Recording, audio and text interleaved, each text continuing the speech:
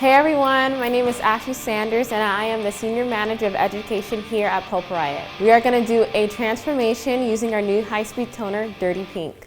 Our model's roots were a level 2, her mids were a level 7, and her ends were a level 8.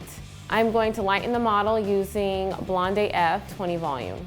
Once processing was done and the desired result was achieved, I rinsed her, shampooed, and conditioned her hair. I'm going to be using our new high-speed toner, Dirty Pink, in the back section in a ratio of 1:2 with 6 volume, and I'm going to process that for 20 minutes.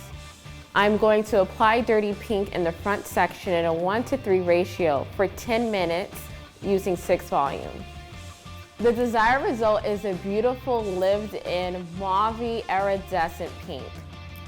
Thank you so much for watching. I am Ashleigh Sanders, and I hope you enjoyed this video.